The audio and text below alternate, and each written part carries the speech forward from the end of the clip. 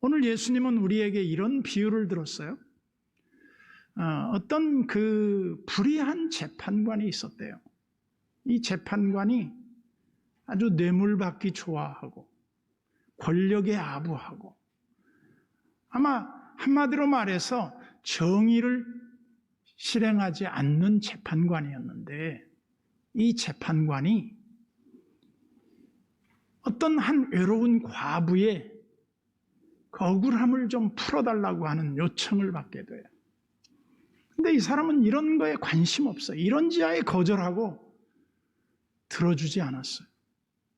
그런데 이 여인이 매일 찾아오는 겁니다. 매일 찾아와서 뭐라고 말합니까? 재판장님, 내 억울함을 좀 풀어주세요. 내 원수에게 내가 너무나 억울하게 당했습니다. 내 억울함을 좀 풀어주세요. 매일 와서 이렇게 호소를 했다는 겁니다. 그랬더니 그 재판장이 불의함에도 불구하고 그 여인의 요청을 들어주는 유일한 이유가 이 여자가 나를 매일 번거롭게 한다, 괴롭게 한다는 거예요. 그래서 메시지 성경을 통해서 이 구절을 어떻게 해석했나 봤더니 이 여자가 매일 와서 자기에게 울부짖었대요. 이 울부짖음이 귀찮아서, 그게 두려워서 그 여인의 기도를, 그 여인의 요구를 들어주었다. 그러면서 주님이 이렇게 말씀했어요. 하물며 의로우신 우리 하나님께서 그 자녀들의 기도를 들어주시지 않겠느냐. 들어주신다는 말이죠. 그런데도 불구하고 사람들이 기도하지 않아요. 그런데 그 기도는 어떤 기도냐? 주님 앞에 종말에 대한 준비된 그런 기도가 결여됐다는 거예요. 즉, 종말적 삶을 사는 사람이 없다는 거예요. 그래서 이 오늘 본문의 배경은 예수님이 인자가 올 때라고 하는 걸 전제해요. 그래서 누가복음 17장 22절에 보면 또 제자들에게 이르시되 때가 이르리니 너희가 인자의 날 하루를 보고자 하되 보지 못하리라. 즉 누가복음 17장 22절 이하에서 이어지는 그 이야기의 연속선상에서 이 구절을 봐야 되는데, 이 구절의 내용이 무엇입니까?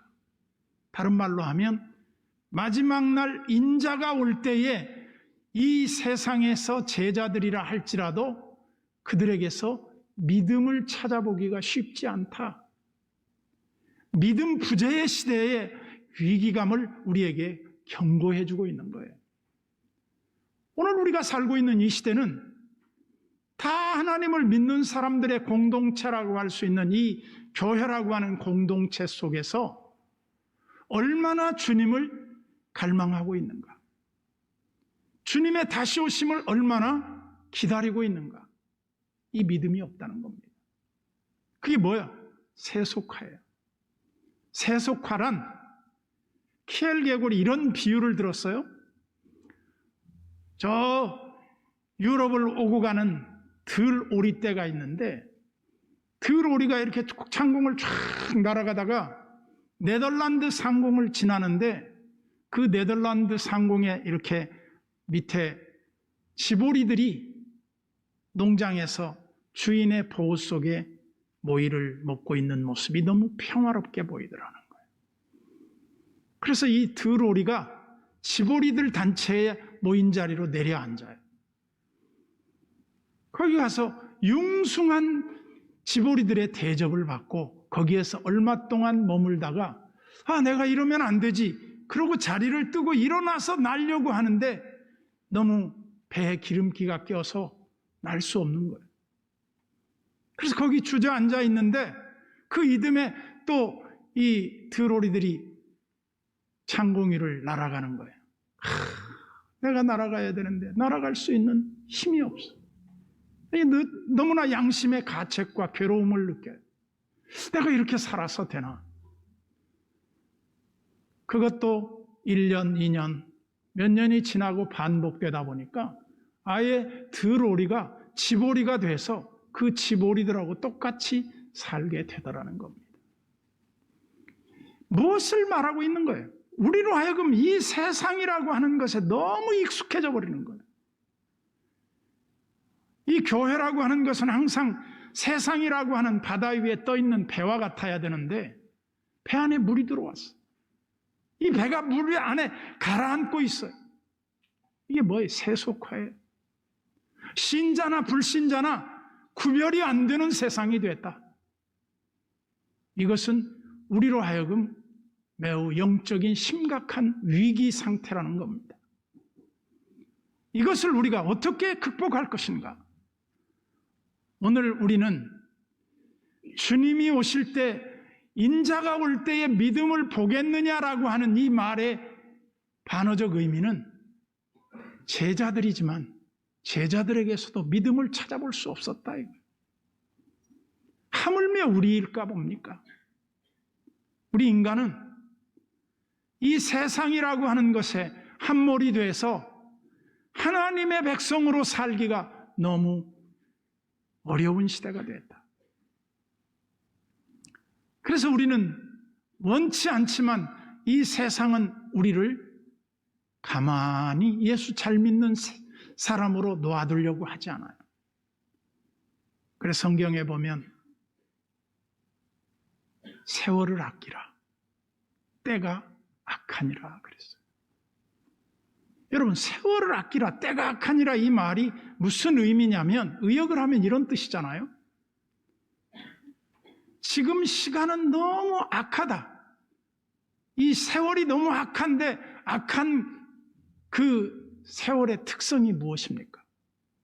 우리를 기다려주지 않는다는 거예요. 아무리 붙잡고 사정을 해도 시간은 전혀 우리의 의지와 상관없이 흘러가 버린다는 거예요. 그러면 그 시간이 우리를 나와 아무런 의미 없이 흘러가 버릴 때 그 세월은 나하고 상관없는 시간이 돼요. 내가 살았다 하는 이름은 가졌지만 실상은 죽은 자처럼 사는 거죠. 의미 없는 시간들이에요. 헤럴드 쿠시너라고 하는 사람은 이런 말을 했습니다. 왜 선한 사람에게 나쁜 일이 생기는가? 우리가 하나님을 믿는 백성들이 하나님을 믿기 때문에 좋은 일만 오고 좋은 결과만 우리에게 주어지는 것이 아니라 오히려 하나님을 믿는 사람들에게 우리가 더 심각한 어려움에 처할 때가 있어요. 그래서 이 쿠시너가 아들을 낳았는데 아들이 심각한 질병에 걸려요. 어떤 병이 걸렸냐면 나이 3살이 됐는데 애가 늙어버리는 거예요. 너무너무 고통스러운 가운데 하나님 앞에 울부짖고 기도를 하죠. 그런데 그 아이는 고쳐지지 않아요. 그러면서 그는 이런 생각을 하게 됩니다. 이 땅의 모든 사람들 중에 기쁨만 누리는 사람도 없고 동시에 슬픔만 누리는 사람도 없다. 인생은 누구나 고난을 당한다. 고난은 이해되지 않지만 비로소 나중에 그 고난의 의미를 이해하게 될 때가 있다. 하나님은 우리에게 땅의 문을 닫으실 때 하늘의 문을 여신다. 그리고 하늘 문도 닫히면 하나님이 또 다른 비밀의 문을 준비하셨다가 우리에게 열어주신다. 우리는 하나님이 하시는 일을 이해할 수 없다. 그러나 하나님은 가장 좋은 것으로 우리에게 예비하셨다가 주시는 분이다. 우리가 생각할 때 세상은 이해할 수 없는 일들이 참 많은 곳이에요. 매일 귀찮게 와서 하나님 앞에 우리가 부르짖을 때 하나님은 우리의 기도를 들으시는데 의로운 재판장이 왜 그렇게 기도를 해야 들으실까요? 믿음은 기다림이에요. 너 하나님이 그렇게 해주실 줄을 믿느냐 이거죠. 제 경우를 뒤돌아보니까 내가 새벽 기도 때 하나님 앞에 기도하는 내용이 10년 전하고 지금하고 바뀐 게 있는가 한번 비교를 해봤어요. 내가 새벽 기도의 패턴이 10년 전에 하는 기도하고 지금 기도하는 내용하고 크게 다르지 않아요. 거의 비슷해요. 그러면 우리가 생각할 때 꼭 그렇게 기도해야 됩니까? 안 하고 하나님 이하 동입니다. 어제하고 같습니다. 아시죠? 그리고 그냥 가도 돼요. 왜? 하나님이 나하고 한 번, 두 번 얘기한 게 아닙니까? 그런데 제가 그렇게 기도하지 않는 이유가 있어요. 그 레코드판을 틀어놓은 것처럼 또 그렇게 기도하고 또 그렇게 기도하고 또 그렇게 기도할 수밖에 없는 이유는 내가 깨어있는 거예요. 내가. 하나님 문제가 아니에요. 항상 기도가 그렇잖아요. 주야 그러면 야 하나님 귀먹지 않았다. 다 하나님 다 들으셔. 하나님이 안 듣는다는 얘기가 아니에요. 내가 잠들어 있는 내 영혼을 깨우는 거예요. 내가 안타까워하는 거예요. 그래 믿음이 있는 사람은 하나님이 우리에게 주시는 은혜를 갈망해요. 근데 믿음이 없는 사람은 그 갈망이 없어요. 그래서 우리가 세상 종말이 어느 때와 같은가 하면 노아의 때와 같다는 거죠. 노아의 때 특징이 뭡니까? 사람들에게 하나님의 그 종말론적 예언을 선포했어요. 근데 아무도 안 믿는 거예요. 이 안 믿는 사람들을 어떻게 합니까? 노아는 행동으로 보여줘요. 다른 모든 열기를 젖혀놓고 하나님의 말씀에 순종하며 그야말로 한 번도 본 적도 없는 비를 위해서 배를 짓고 있는 거예요. 하나님이 한다면 그렇게 하시니까. 우리의 믿음이 어디 있습니까? 하나님이 하신다고 하면 그걸 믿는 것인데 하나님이 어떻게 하신다고 그랬습니까? 내가 다시 오겠다. 그래서 많은 신앙의 선배들이 신앙의 초점이 어디에 맞춰졌었느냐? 마라나타. 아멘 주 예수여 속히 오시옵소서. 우리가 주님의 오심을 기다립니다. 이게 신앙 고백이었어요. 그게 삶의 초점이었어요. 그런데 지금은 어떠냐? 재림 관심 없어요. 주님 조금 더 늦게 오실 수 있다면 늦게 오시면 더 좋아요. 될 수 있으면 내 때 오지 마시고 나 죽고 나서 오세요. 생각이 너무 달라졌죠. 그게 뭐예요? 이 세상이라고 하는 것이 우리 신자들을 삼켜버렸어요. 그래서 오늘을 사는 그리스도인들이 뭐에 가장 큰 결핍을 보이느냐? 믿음의 결핍이에요.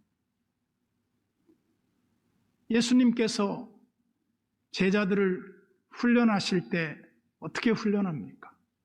다양하게 훈련을 하셨지만 예수님이 딱 분노하시는 장면이 하나 나와요. 그게 뭐냐 하면 성전을 더럽힐 때 그때 책상을 막 둘러 엎어버리고 그 장사꾼들을 막 채찍으로 내쫓으시면서 분노를 해요. 그리고 딱 제자들에게 책망하는 이유가 딱 한 번 있어요. 이게 언제냐? 믿음이 없는 자들이. 믿음이 없을 때. 그런데 우리는 믿음을 다 팔아먹어버렸어요. 여러분들이 믿음이 있는 것 같죠? 흔들어 보면 다 넘어가는 거예요. 그래 주님이 오실 때 인자가 올 때 믿음을 보겠느냐? 믿음을 볼 수 없다 이거죠. 신앙은 은근과 끈기가 필요해요. 한번 반짝하고 마는 게 아니에요. 지속적인 하나님에 대한 그 의지하는 믿음, 이것이 너희에게 있는가 너희 자신을 시험하고 확증해봐라 이거예요. 이게 없다면 그리스도의 사람이 아니고 버리운 자라는 거예요. 우리는 지난 주간 3일 동안 우리 교단 목사 장로 기도회가 있었어요. 그 기도회 제목이 울게 하소서였는데, 그 아리아 그 한 대목이죠. 울게 하소서의 그 대목을 그야말로 그 우리 교단의 역사를 그렇게 음악으로 연출을 했는 그 공연을 제가 봤어요. 그래서 신앙의 선배들이 어려운 가운데 그 믿음을 지키기 위해서 눈물로 그 신앙을 지켜낸 이야기들을 조금은 이렇게 합창, 중창 형태로 이어서 이렇게 했는데, 어쨌든 참 대단했어요. 그러면서 제가 그 기도에 참여하는 동안 저를 돌아보는 시간이 됐어요. 내가 과연 주님이 기뻐하는 그런 믿음을 갖고 있는가? 내가 주님 앞에 설 수 있는가? 내가 주님이 오라 할 때 내가 기쁨으로 나아갈 수 있는 그런 지혜로운 다섯 처녀의 반열에 설 수 있을 것인가? 여러분, 신부와 구경꾼은 다릅니다. 신부는 오직 신랑만을 기다리며 그 시간을 애타게 기다리는 거예요. 그러나 구경꾼들은 신랑 오면 오고 말면 마는 거죠. 그러나 신부는 그렇게 살아서는 안 되죠. 말하자면 우리는 신부로서의 주님을 기다림이 있어야 돼요. 주님이 언제 오시려나? 주님의 오심에 우리의 삶의 초점이 맞춰져 있어야 한다는 거예요. 그런데 우리는 너무나 안일한 신앙에 젖어 있어요. 우리가 한때 야베스의 기도 많이 들었죠. 야베스는 이 세상에 태어날 때 너무나 고생하고 태어났던 것 같아요. 그래서 그 이름이 수고롭다 이 말이에요. 야베스가 수고롭게 났다. 그런데 이 야베스가 하나님 앞에 자기의 삶의 처지는 어렵지만 힘들고 어려운 가운데 하나님 앞에 기도를 합니다. 뭐라고 기도합니까? 예전 버전이 더 좋은 것 같아요. 하나님, 제게 복의 복을 더하시고 내 환난을 벗어나 근심이 없게 하시며 나로 하여금 내 지역을 넓혀주십시오. 내 지경을 넓혀달라. 그렇게 기도했더니 하나님이 기도를 다 들어주셨다는 거예요. 여러분, 야베스가 태어나서 만만하지 않은 세상을 살면서 그가 삶을 승리로 이끌었던 가장 큰 비결이 뭐였습니까? 기도예요, 기도. 하나님 앞에 기도했다. 오늘날 주님이 오실 때 믿음을 보겠느냐 하신 이 구절 속에서 우리는 너무나 믿음을 다 팔아먹고 사는 시대가 됐다. 너무나 불신앙적인 삶을 살고 있다. 이것은 결코 주님이 원하시는 참모습일 수 없다는 거죠.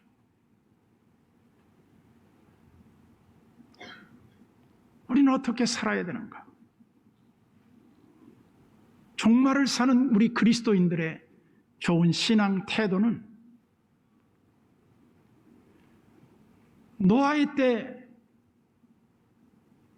그 시집가고 장가가고 팔고 사고 하는 이런 일이 오늘날 우리들에게 정말 이 땅에 집착을 하게 해요. 그런데 이러한 때일수록 우리가 눈을 들어 하늘을 바라보고 좀 하늘을 향해서 우리의 마음을 좀 열고 살자. 제가 언젠가 예를 들어드렸죠. 미물들 중에서 금붕어는 늘 혼자 있을 때에도 아멘, 아멘 하면서 산다. 그리고 병아리들은 물 한 방울만 먹어도 늘 하늘을 바라보면서 하나님 감사합니다 한다. 이렇게는 못하더라도 우리의 삶의 초점이 다시 오실 그리스도에게 칭찬받을 삶으로 초점이 맞춰져야 되지 않겠냐. 미국 코미디 영화 중에 죽기 아니면 까무러치기라는 영화가 있어요.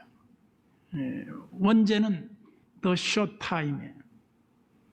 근데 이 LA 경찰서에 근무하는 이 경찰이 이제 정년을 1년 앞두고 너무너무 몸을 조심해.